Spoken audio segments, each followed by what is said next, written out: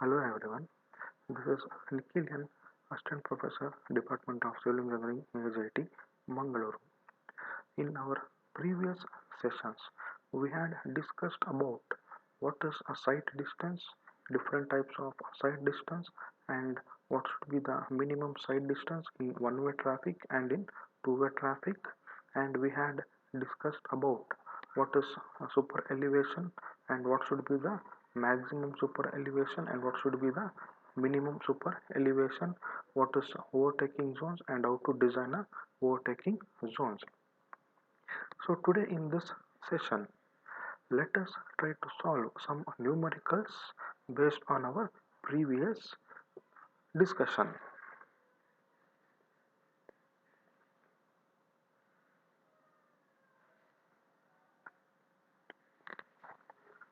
So let us start with analysis of stopping sight distance.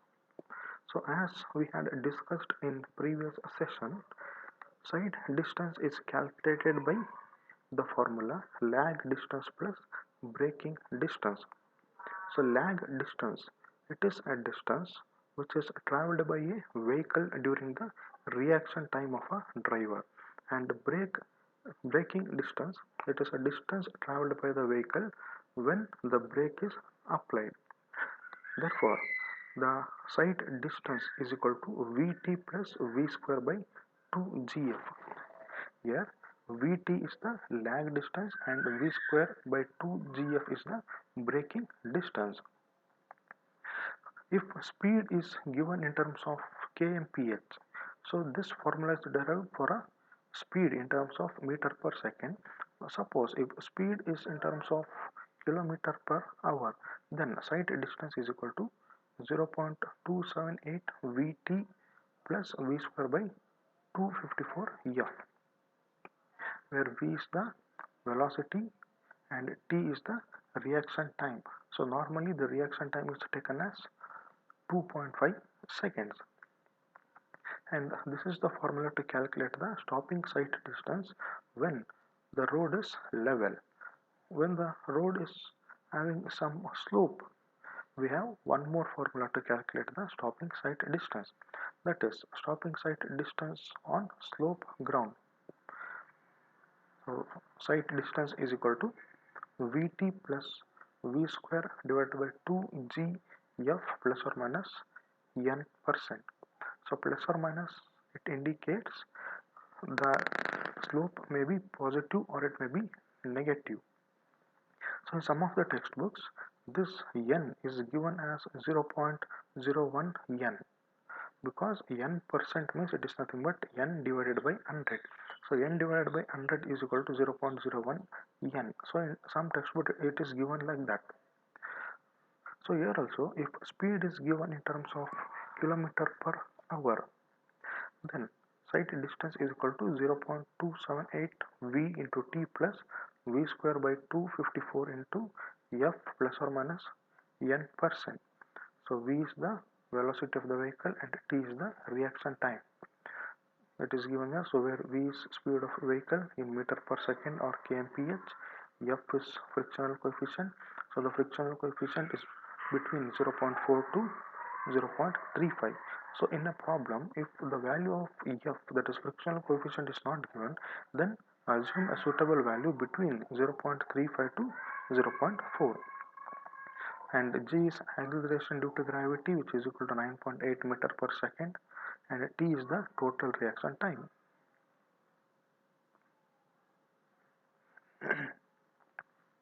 So now let us consider a first example on stopping sight distance. So calculate stopping sight distance SSD for V is equal to 50 kmph for condition 1, two-way traffic in two-lane road, condition 2, two-way traffic in single-lane road. So here a vehicle is moving at a speed of 50 km per hour, and we need to calculate what is the stopping sight distance for a vehicle with a speed of 50 kmph. So we have two conditions.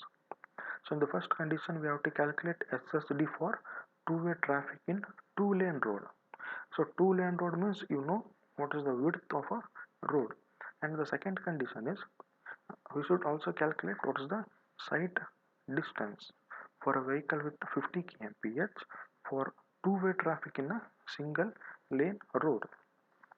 So I had told you in the previous session, when this is the condition, so when the traffic is two-way in a single lane road, then the stopping sight distance is equal to twice the stopping sight distance of two-way traffic in two-lane road. So what are the data given? V is given, it is 50 kmph. In terms of meter per second, it is 13.9 meter per second. So 50 divided by 3.6, it will be 13.9 meter per second. F is not given, that is frictional coefficient. So let us assume F as 0.37, and T is not given, reaction time. Let us consider the reaction time as 2.5 seconds. So as I said in the previous slide, stopping sight distance is equal to lag distance plus braking distance. So we know the formula, SD is equal to Vt plus V square by 2 GF. So this is the formula when we are using velocity in terms of meter per second. Therefore stopping sight distance is equal to, substitute the values of V, T, F, G in this equation. So after substituting the values in the equation of stopping sight distance, the final answer is equal to 61.4 meter. So the stopping sight distance for a vehicle with 50 kmph speed on a two-way traffic in a two-lane road is equal to 61.4 meter. Similarly, considering the second case, so the stopping sight distance for two-way traffic for a single lane road is equal to 2 times that of 61.4, that is 2 times the stopping distance of two lane road. That is nothing but 2 into 61.4, which is equal to 122.8 meters. So this is the stopping distance for a vehicle with a speed of 2 km with a speed of 50 kmph on both the cases, in one-way track, in a single lane road, and in two-lane road. So let us consider the next example. Find the maximum sight distance to avoid head-on collision of two cars approaching at a speed of 90 kmph and 60 kmph. Given T is equal to 2.5 seconds, F is equal to 0.7, and brake efficiency of 50% in either. So here, in this case, two vehicles are moving in opposite direction, and we need to calculate what is the stopping distance that should be there between two vehicles. So it is given that the speed of car 1 is 90 kmph and speed of car 2 is 60 kmph, and coefficient of friction of a road and between the road and the tire is 0.7, and braking efficiency is 50% in either, in both the cases. So first let us write the formula. So SD, sight distance in terms of meter, is equal to Vt plus V square by 2 GF. So this is the formula which is derived when V is in terms of meter per second.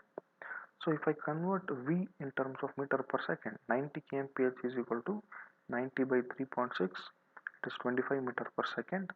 60 kmph is equal to 60 by 3.6 is equal to 16.61 meter per second. So here in the question it is given that the braking efficiency is 50% in both the cars. So the braking efficiency is 50% means here what will happen, when the brakes are applied, the car will move for 50%, and for the remaining 50% the car will start skidding due to the braking effect.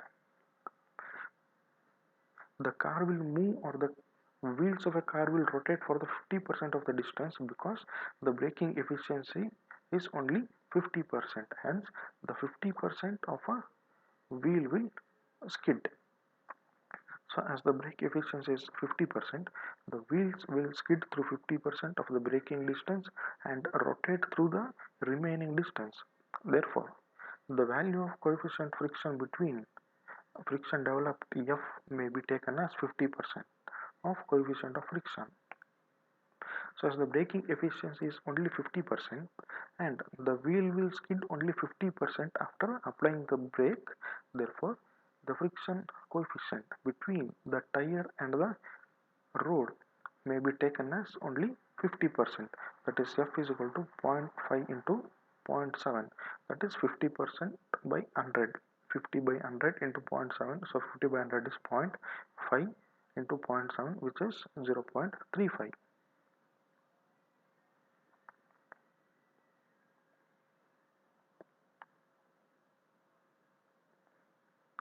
Now first let us calculate what is the stopping distance required for the car 1. So the car 1 is having a speed of 25 meter per second and reaction time t is 2.5. So substituting the values in the formula, we will get the stopping side distance for a car 1 is 153.6 meters. For the second car, the speed is 16.67 meter per second. T, that is reaction time, is 2.5. Therefore, substituting the values, the stopping distance for car 2 is 82.2 meters.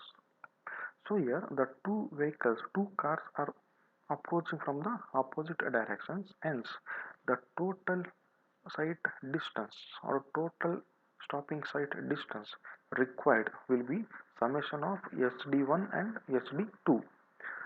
So SD1 plus SD2 is equal to 153.6 plus 82.2, that is equal to 235.8 meters.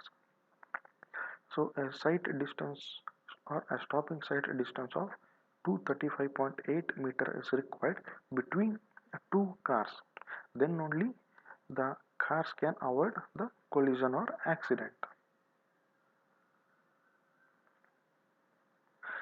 Let us come to the next example. So find stopping sight distance for a descending gradient of 2% for a speed of vehicle, that is V is equal to 80 kmph. Assume data as per IRC recommendations. So in this problem, it is given that the descending gradient is 2% and the speed of a vehicle is 80 kmph. So for this condition, we have to calculate stopping sight distance. So all the data required for the calculation of SSD should be assumed as per the IRC recommendations. So gradient n is equal to -2. So minus sign indicates the gradient is falling gradient, that is the gradient is descending gradient, hence I have taken it as -2. So V is equal to 80 kmph, it is the speed of vehicle. So in terms of meter per second, the speed of vehicle is equal to 80 by 3.6, that will be 9.8 meter per second. So T, reaction time, is equal to 2.1.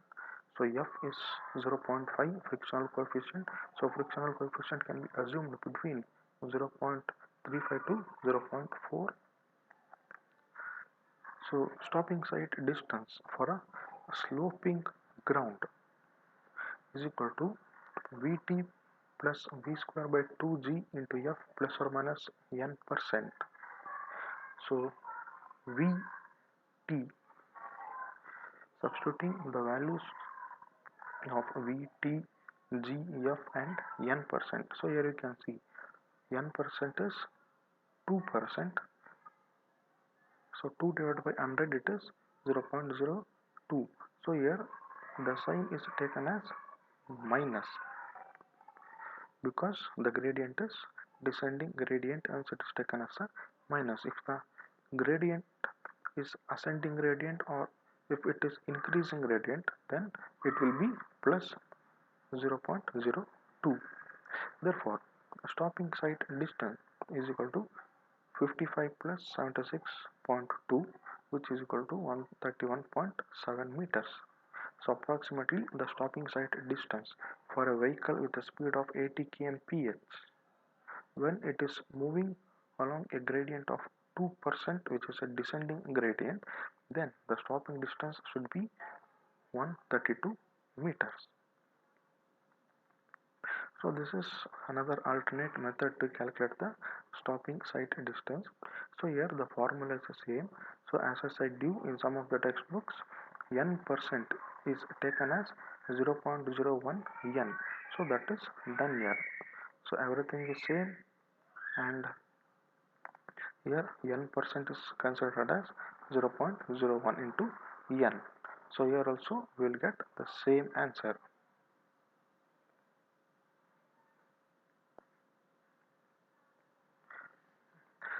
So let us move on to the next example. So find headlight sight distance and intermediate sight distance for V is equal to 65 kmph. So we have already discussed in our previous session what is headlight sight distance and what is intermediate sight distance. So headlight sight distance is nothing but it is a sight distance which is available during the night traveling time. So here the headlight sight distance defines that the distance which is visible for a vehicle during night journey. So the distance that a driver can see is the distance of its light. So intermediate sight distance, it is the twice that it is twice the distance of stopping sight distance. So intermediate sight distance is provided in the zones where the overtaking is prohibited or where the overtaking is limited. So in some of the zones, the overtaking of a vehicle is not permitted or it is limited due to the availability of road. So in such cases, when the width of road is restricted or when the width of road is less, in such places a limited provision is provided for the vehicle to overtake the slow moving vehicle. So in such zones, the intermediate sight distance is provided.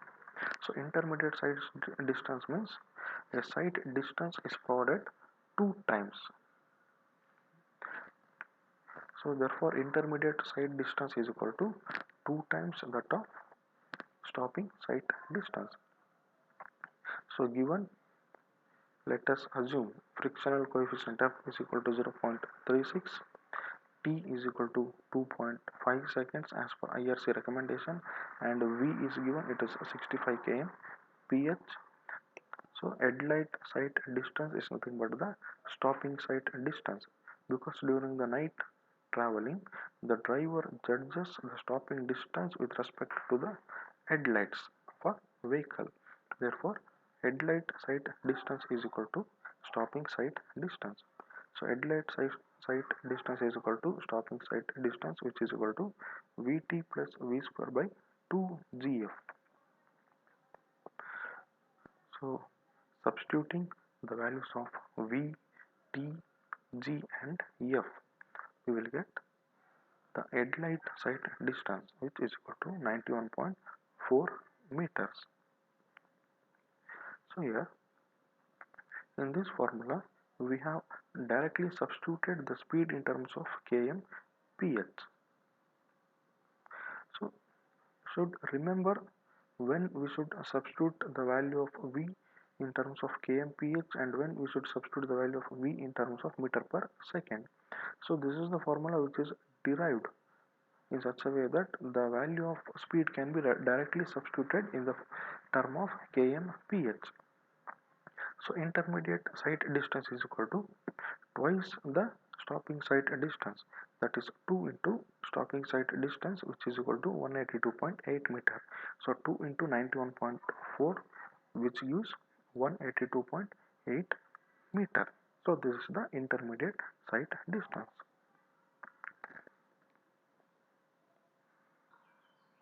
And now let us move on to the next topic, that is overtaking zones. So overtaking zones, these are the zones which are constructed in highway in such a way that the length of road visible ahead at every point for the safe overtaking of the slow moving vehicle. So here, as we had discussed, this overtaking distance, this overtaking distance should be having a minimum length of 3 times of OSD and a maximum length of 5 times OSD, where OSD is nothing but overtaking sight distance. So if you see this figure, here S1 is indicating that from here the overtaking zone starts. So if a fast moving vehicle has to overtake the slow moving vehicle, then it should start to overtake from this point, from this post S1. So you can overtake the vehicle up to this S2. So S2 is a point where the overtaking zone ends. So between S1 and S2, a vehicle is permitted to overtake the slow moving vehicle, and from here to here, this distance is called as overtaking sight distance, and from here to here, it is a length where the vehicle, fast moving vehicle, will overtake the slow moving vehicle, and this distance should be 3 times of OSD. It is the minimum distance, and this distance can be provided up to a maximum length of 5 times the OSD. Similarly, for another way, traffic.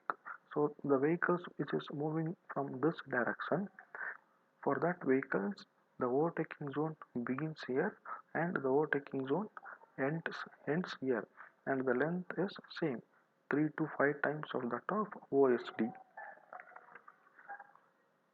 So overtaking sight distance is equal to D1 plus D2 for one-way traffic, and overtaking sight distance is equal to D1 plus D2 plus D3 for two-way traffic. So here in this figure it is a two-way traffic. So for this two-way traffic, the overtaking sight distance is D1 plus D2 plus D3.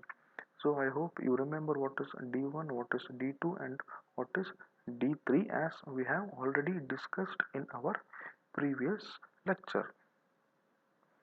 So here D1 is the distance traveled by overtaking vehicle A during the reaction time T, and D2 D2 is the distance traveled by the vehicle during the actual overtaking operation, and D3, it is the distance traveled by the opposite vehicle C during the overtaking operation.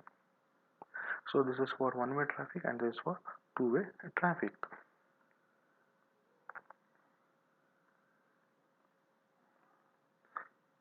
So what is the formula to calculate overtaking sight distance?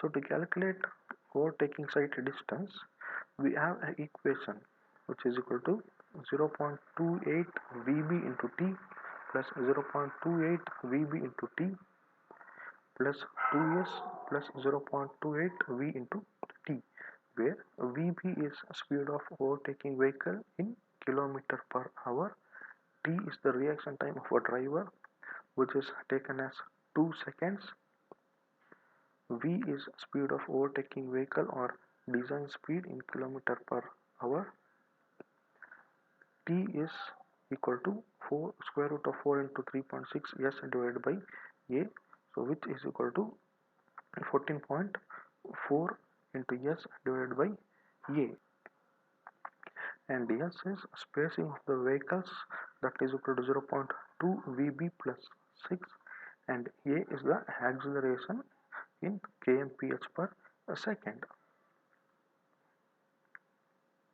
And here you should remember this table and you should remember this condition. You should remember this condition, that is VB is equal to V minus 4.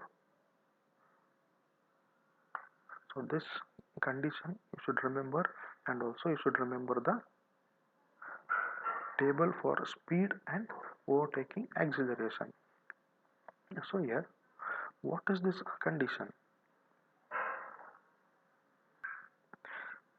Suppose In a problem, the speed of overtaken vehicle or the speed of slow moving vehicle is not given, then we should assume that the speed of overtaken vehicle or slow moving vehicle is 16 kmph or 4.5 meter per second slower than that of design speed. So design speed is v. So here we have v is equal to design speed, or it is a speed of overtaking vehicle. Therefore, the speed of slow moving vehicle will be design speed minus 4.5. So the overtaken vehicle or slow moving vehicle will be slower than that of design speed. So this condition you should remember, that is velocity of vehicle B is equal to v, that is final sorry, that is design speed or speed of a overtaking vehicle. And in this table we have a speed and acceleration. So speed is the design speed, it is the speed of overtaking vehicle. If a speed of overtaking vehicle is 25 kmph, so in this column 25 kmph has been converted into meter per second, it is 6.93. Suppose if the speed of overtaking vehicle is 25 kmph, then acceleration of that vehicle is 5.0 kilometer per hour, and in terms of meter per second square it is 1.41 meter per second square. So this values you should remember. So sometimes in the examination they will provide this value of acceleration, or else you need to remember this table. So for 100 kmph of speed, then the overtaking vehicle will have acceleration of 1.92 kmph or 0.53 meter per second square.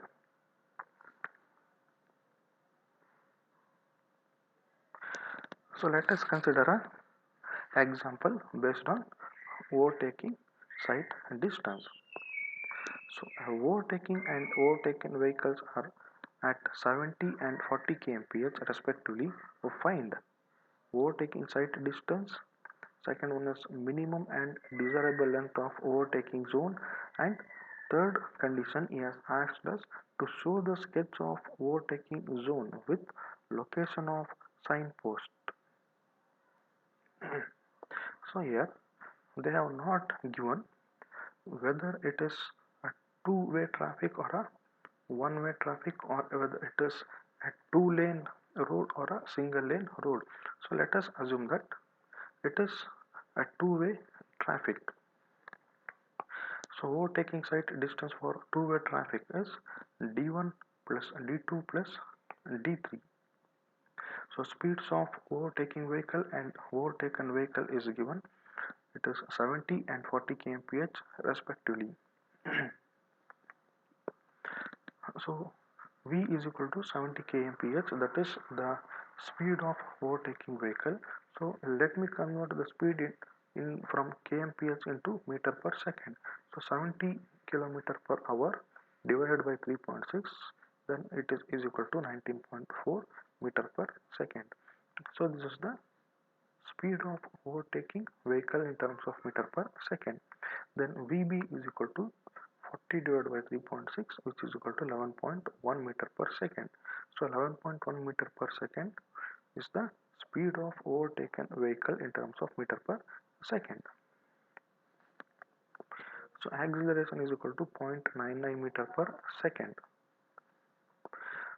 So the speed is 19.4 meter per second and acceleration is 0.99. So the acceleration is not given in the question, and the acceleration is obtained from this table by interpolating the values.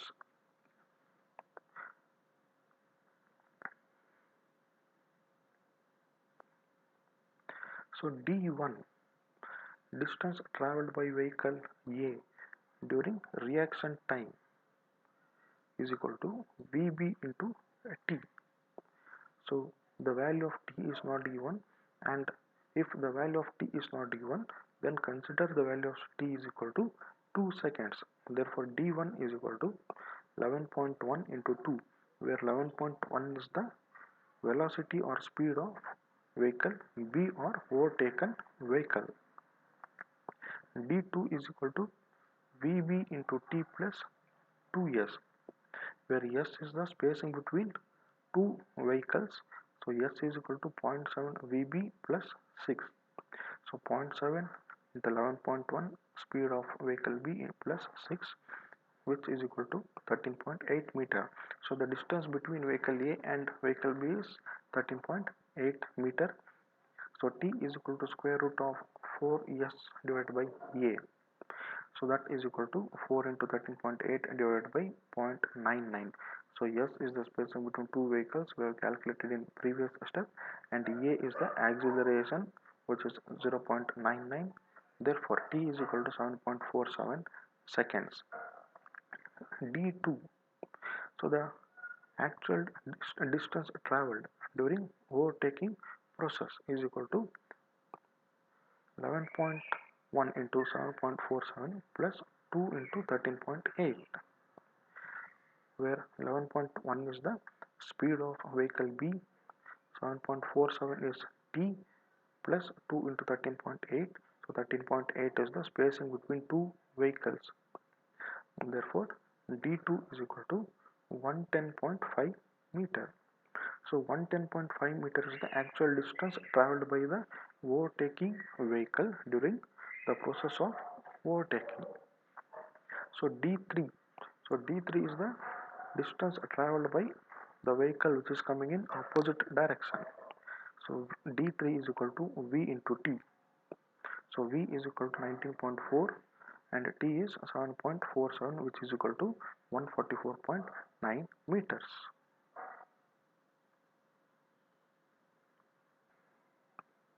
Therefore, the overtaking side distance for two-way traffic is equal to d1 plus d2 plus d3, where 22.2 plus 110.5 plus 144.9, that is equal to 277.6 meters. So which is approximately equal to 278 meters. So this should be the overtaking side distance that has to be provided for two-way traffic. So the next condition B, to calculate minimum and desirable length of overtaking zones. So I told you that the minimum overtaking distance should be 3 times the overtaking site distance and maximum should be 5 times the overtaking site distance.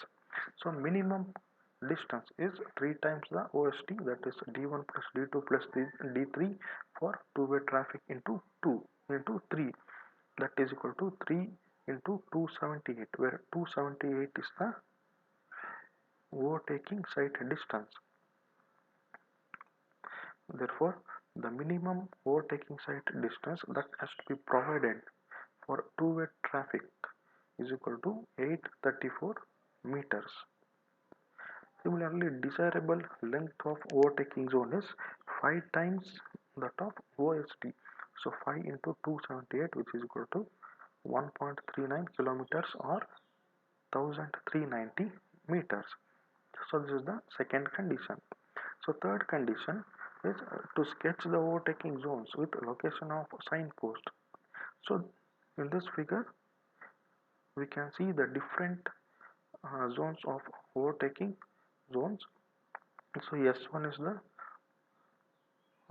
zone, or it is a point where the overtaking zone begins. S2 is a point where overtaking zone ends. Similarly on opposite side, so 3 to 5 times the overtaking site distance. So this is the overtaking site distance in which the vehicle will travel during the reaction time of 2 seconds.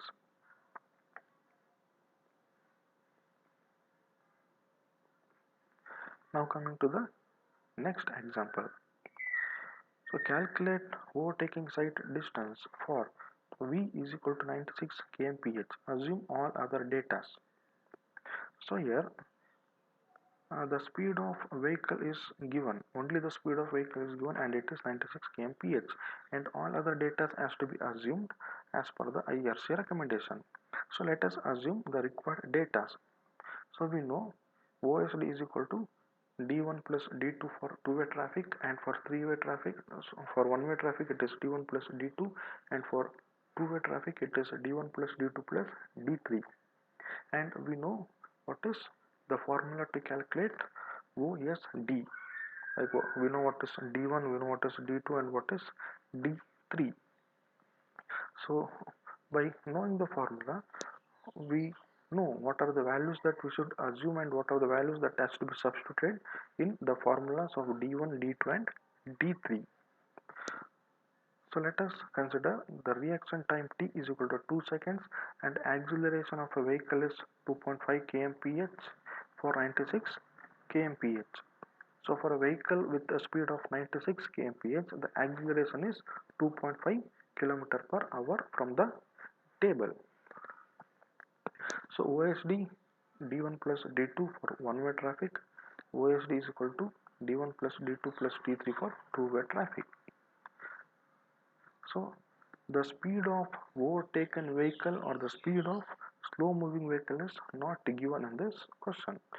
So as I said you, if the speed of slow moving vehicle is not given, then assume the speed of slow moving vehicle is lesser than the design speed with 16 kmph.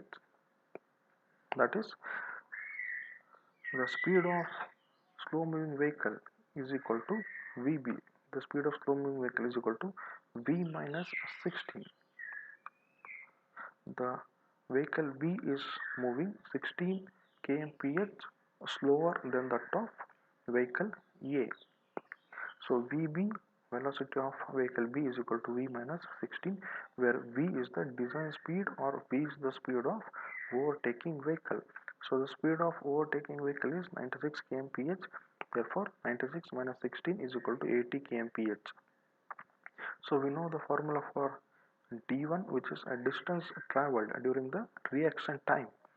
So that is equal to 0.28 VB into T. So substituting the values of VB and T, we will get D1 is equal to 44.8 meters. Then D2, distance traveled by a fast moving vehicle to overtake the slow moving vehicle. It is 0.28 VB into T plus 2S, where S is the spacing between two vehicles. So D1 is 44.8 meter, D2 is the formula, therefore S is equal to 0.2 VB plus 6, which is equal to 0.2 into 80. This is the speed of slow moving vehicle plus 6. Therefore the distance or spacing between two vehicles is equal to 22 meters, and T is equal to 14. Square root of 14.4 S divided by A. So by substituting the values of S and A, we will get T is equal to 11.3 seconds. Therefore D2 is equal to, substituting the values of T, S, we will get 297 meters.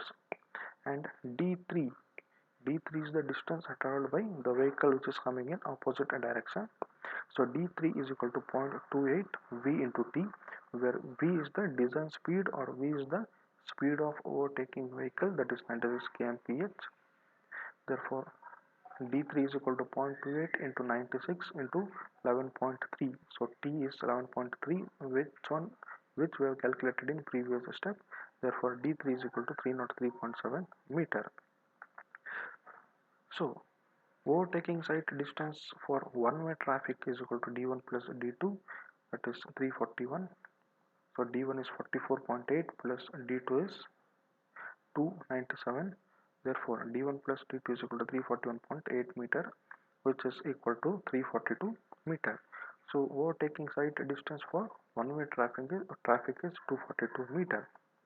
If we consider overtaking site distance for two-way traffic, then it is D1 plus D2 plus D3.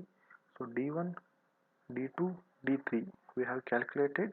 So add d1, d2 and d3, we will get 645.5 meter, which is approximately equal to 646 meters. So 646 meters and 342 meter is the overtaking site distance for two-way traffic and one-way traffic respectively.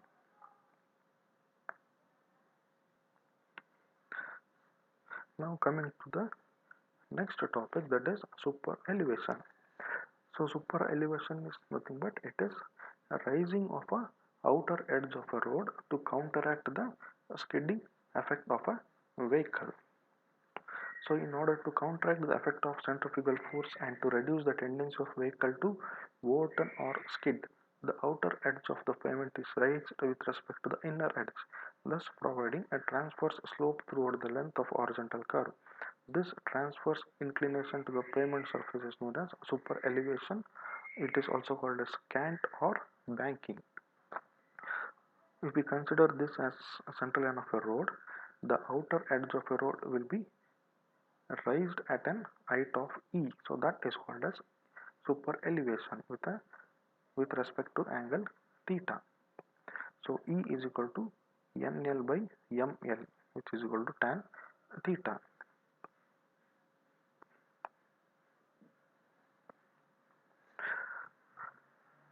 So we have already discussed what is the advantage of super elevation and what is the criteria to provide super elevations for a highway.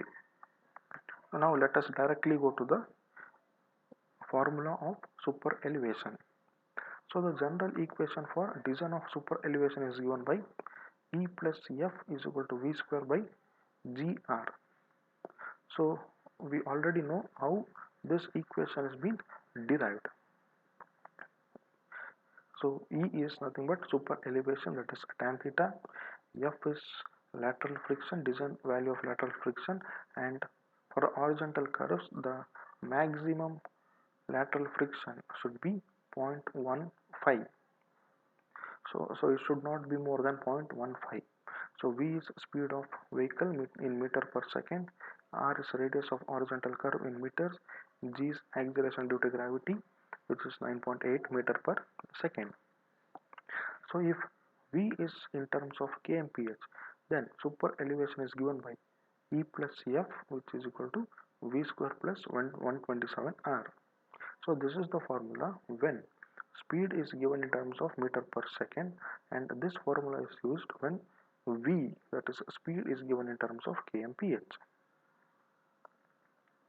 Then what is a super elevation and what is maximum super elevation and minimum super elevation? So in plain and rolling terrains and in slow bound areas, 7% or 0.07 is the maximum super elevation that can be provided as per the IRC recommendations. Whereas on hill roads not bound by snow, a maximum super elevation or the maximum rise in outer edge should be 10%, and in the urban areas it should be 4% as per the recommendations. Then minimum super elevation. So minimum super elevation can be calculated from the equation E plus F is equal to V square by 127 R. So the minimum super elevation is provided to facilitate the draining of rainwater into the drainages. Therefore, the minimum super elevation of 2 to 4% should be provided, and the function of this minimum super elevation is to drain the rainwater towards the drainage.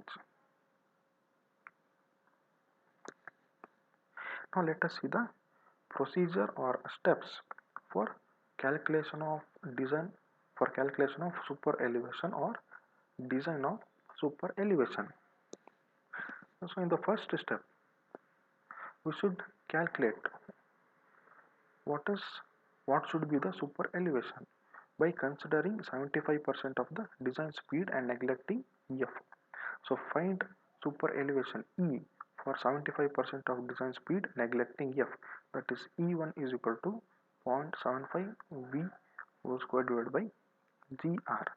So here the speed of a vehicle is reduced to 75% for the calculation of super elevation.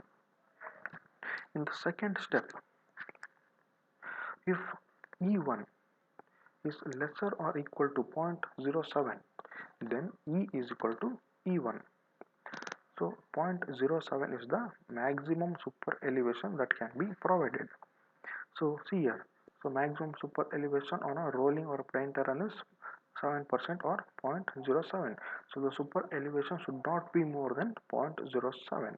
So it is the maximum value. So here in the first step, if we get the super elevation of a horizontal curve less than or equal to 0.07, then super elevation is equal to E1. Suppose if E1 is greater than 0.07, then go to the next step, that is third step. Find F1 for the design speed and maximum E. So F1 is lateral friction coefficient. If the super elevation is more than 0.07, then go for step 3, that is calculate what is the lateral friction by considering the design speed and the maximum value of E, which is equal to F1 lateral friction on horizontal curve is equal to V square by GR minus E, where the value of E is equal to maximum, that is 0.07. So the formula this is further simplified as V square by GR minus 0.07. If F1 is lesser than 0.15, then a maximum E is equal to 0.07 is safe for design speed, else go to step 4. So in this step, if we get F1 is equal to less than 0.15, then the super elevation that can be provided is maximum. So we can provide a super elevation of 0.07 for the design of a curve. Suppose in the first step E1 is greater than 0.07, and in the third step E2 in the third step F1 is greater than 0.15, then go for the next step, that is step 4. So in step 4, find the allowable speed VA for maximum super elevation of 0.7 and for maximum lateral friction coefficient F is equal to 0.15. So why we are calculating the allowable speed for this values is because in horizontal curve we are limiting the super elevation and lateral friction coefficient. So in the horizontal curves the super elevation should be limited to 7% and friction should be limited to 0.15%. So by considering the maximum values, we will calculate what is the allowable speed that can be provided for the horizontal curve. If the condition is not satisfied in step 1 and 3, we will go for step 4. So to calculate the allowable speed, VA is equal to square root of 0.22 G into R. If VA, that is allowable speed, is greater or equal to V design speed, then design is adequate. Otherwise, use speed adopt control measures or look for speed control measures. Suppose the allowable speed, which is calculated for the maximum values of E and F, is greater than the design speed, then there is no problem. The design is adequate or it is satisfactory. Suppose if VA is lesser than V, that is the allowable speed is lesser than the design speed, then some measures has to be taken to reduce the speed of vehicles. So measures means we can put a signboard there.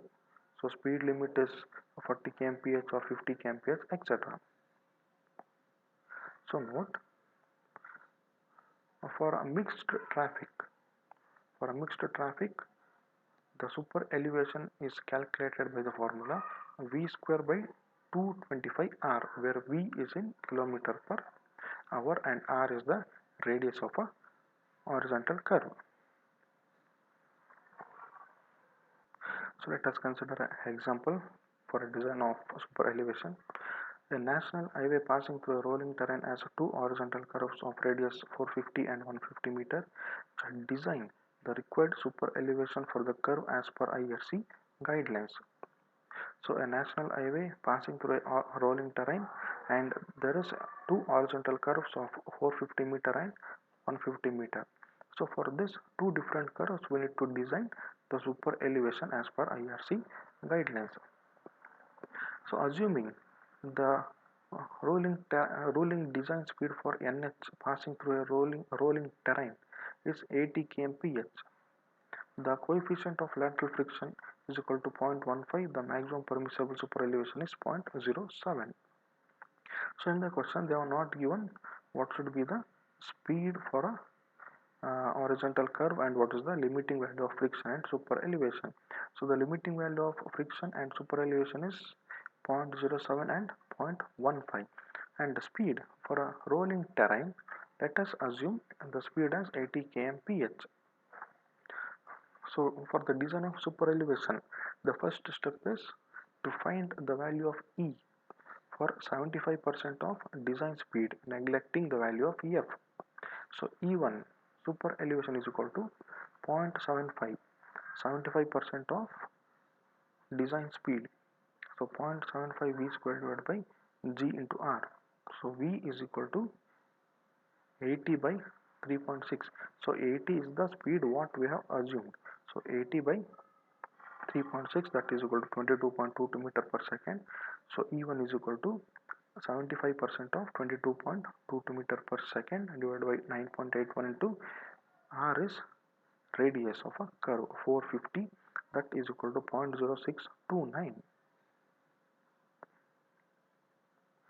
So in step 2, E1 is lesser or equal to 0.07, hence the design is sufficient. So what is the value of super elevation we have got here? It is 0.0629. But the maximum super elevation what we can provide for horizontal curve is 0.07. So the obtained value is lesser than 0.7, hence the design is sufficient. So for a curve of radius 450 meter, we can provide a super elevation of 0.0629 and a speed of 80 kmph, and in this case the friction can be completely neglected. We can take the value of lateral frictional coefficient as 0. So now coming to the second radius of a curve. So in second case radius of curve is 150 meter. So repeat the same procedure.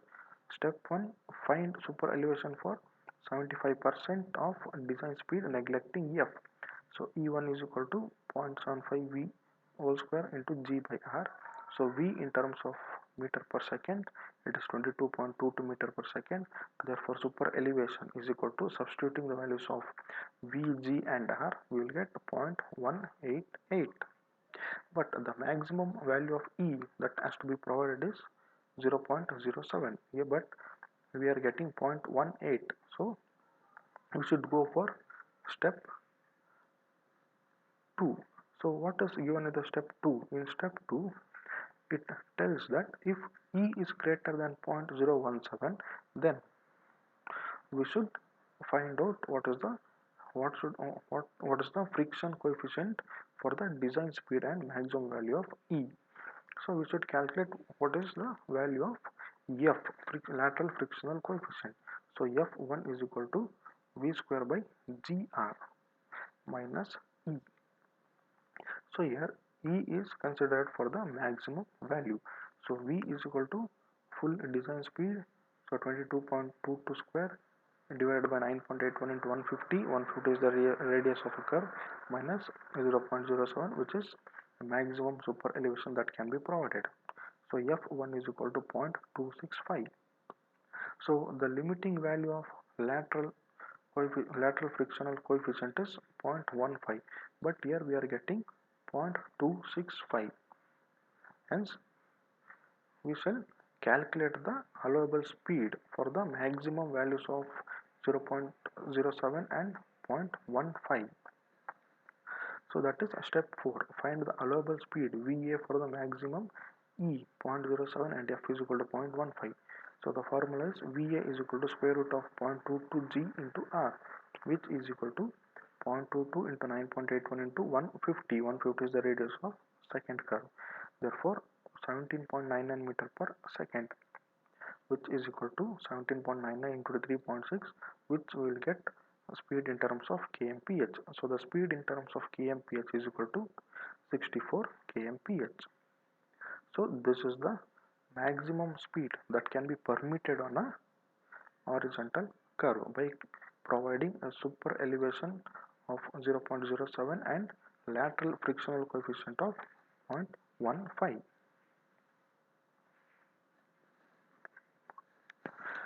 Let us consider one more example. So two-lane road having a speed 80 kmph and radius is 480 meter, width of the pavement at horizontal curve is 7.5 meter. So design super elevation for mixed traffic, and second condition is by how much the outer edge of a pavement is to be raised with respect to the center line if the pavement is rotated with respect to the center line. So here it is given that the type of traffic is mixed traffic. Therefore, E is equal to V square by 225R. So V is given, it is 80 kmph. So 80 by 225 by 480 is equal to 0.059. Since the value obtained is less than that of 0.07, therefore a super elevation of 0.05 can be adopted. And they have given that in the second condition by how much the outer edge of a pavement is to be raised. So what should be the height of rise of the outer edge of the pavement? So the total width of the pavement is 7.5 meter, and we need to calculate the rise of outer edge with respect to the center line. So rise of outer edge with respect to the center line, that is E is equal to B by 2 into E. So E is super elevation, and we are calculating the rise with respect to the center line. So the width of pavement with respect to the center line to the outer edge is 50% of 7.5. That is 7.5 by 2 into E. That is 0.059, which is equal to 0.22. So the outer edge of a pavement is raised by a distance or a height of 0.22 meters with respect to the center line. So we shall move on to the next example. So design rate of super elevation for a horizontal highway with curve of radius 500 meter and speed 100 kmph. Assume mixed traffic. So we should design a super elevation for a horizontal curve in a highway which is having a radius of 500 meter and a speed of 100 kmph, and the traffic is mixed traffic. So the first condition is to calculate the super elevation. So E for mixed traffic is V square by 225R. So V is 100 kmph, R is 500. Therefore, E is equal to, substituting the values of V and R, we will get as 0.089. So here the value of super elevation is greater than 0.07. So as per IRC recommendation, in a horizontal curve, the maximum value of super elevation should be 0.07, but here it is 0.08. So let us go for the second and third step. So what is the second step? If E is greater than 0.07, then we should check for the friction. So check the lateral frictional coefficient developed in the curve. So F is equal to V square by 127R minus 0.07. So minus E. So E we should take the maximum value. Therefore F is equal to 0.087. So the maximum permissible limit for lateral friction is 0.15, but in this case we are getting the friction coefficient value of 0.87. Therefore we can provide a super elevation with a frictional coefficient of 0.87. So as the value is less than 0.15, the design is safe with the maximum super elevation of 0.07 and the friction coefficient of 0.085.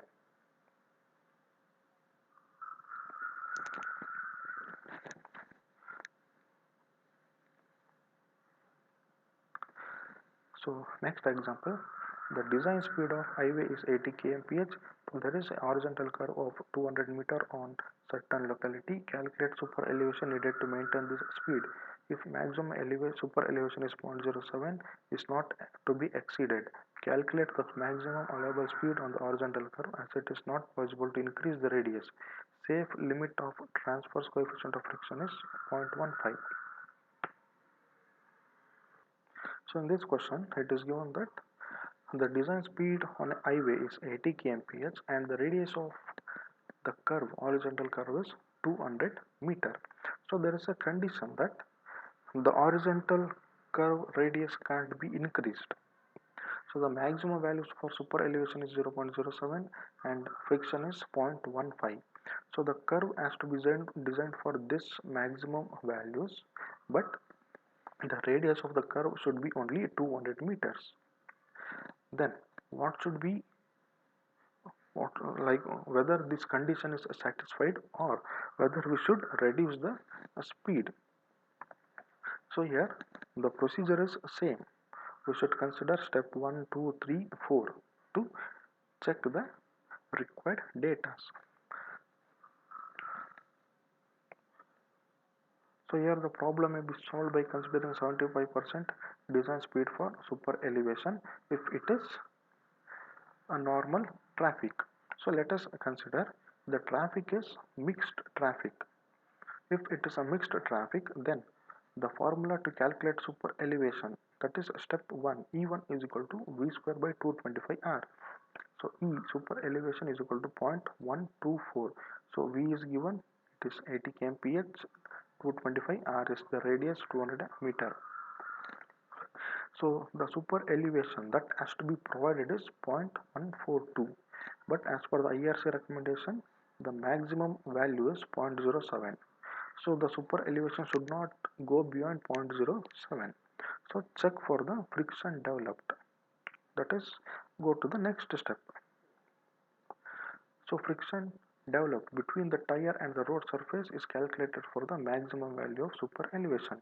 So F is equal to V square by 127 R minus 0.07. So substituting the values, we will get F is equal to 0.18. It is given that the transverse coefficient of friction should be 0.15. It should not go above 0.15, but here we are getting as 0.18. Therefore, we can't provide, there is a condition that the radius of a curve can't be increased.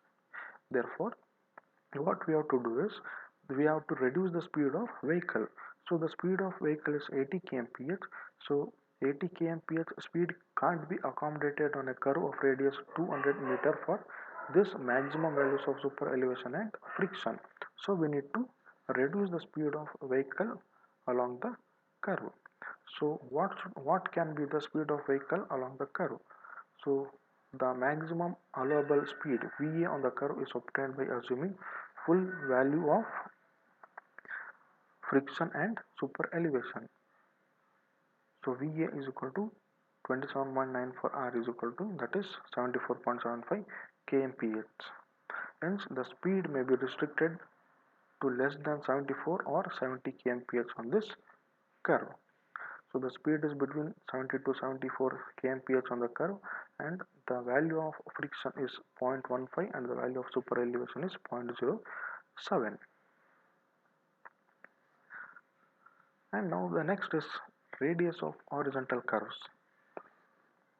So previously we discussed about a problem. So here, if the radius is restricted, then we can't provide super elevation and friction in a proper way. So in such cases, we have to reduce the speed of a vehicle. So we can tell that the radius of a horizontal curve is very important in designing a speed of vehicle. So the horizontal curve radius can be restricted for a certain diameter by increasing the super elevation and by increasing the coefficient of friction. So when we do this, what will happen? The further road work will be difficult. If there is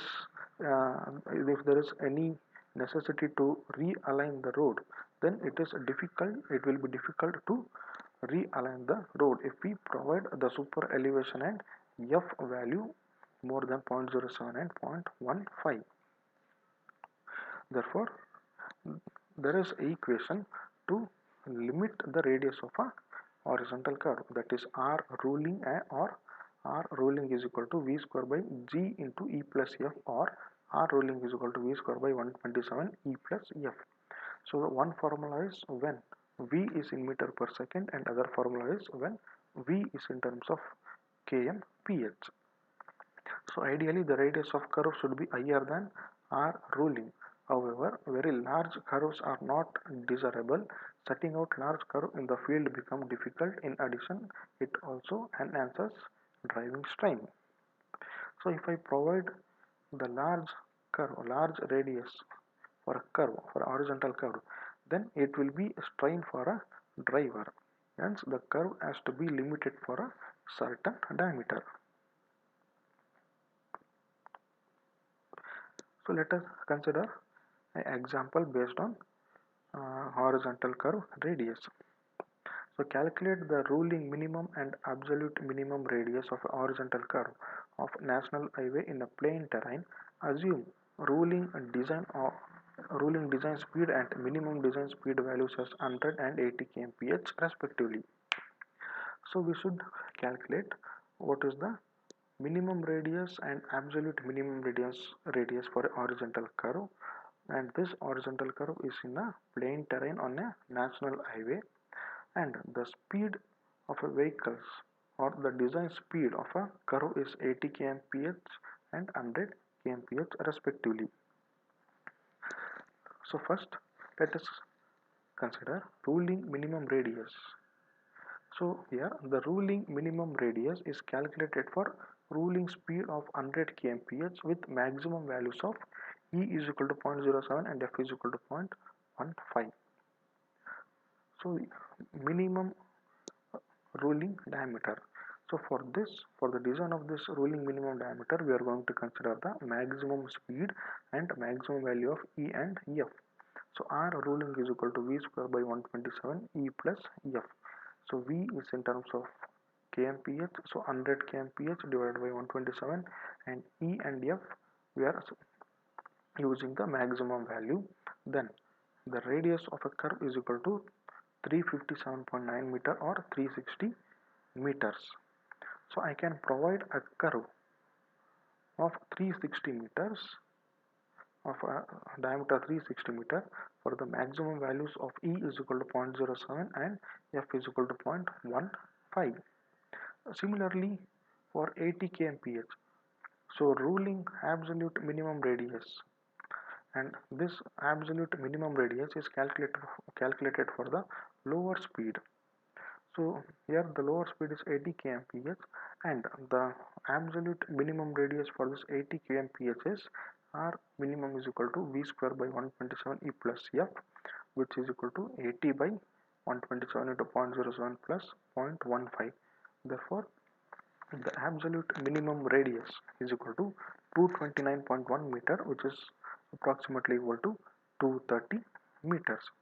So if I want to provide a speed of 100 kmph, then the minimum ruling radius that has to be provided for a curve is 360 meter, and if I want to provide a speed of 80 kmph, then the absolute minimum radius that has to be provided is 230 meter.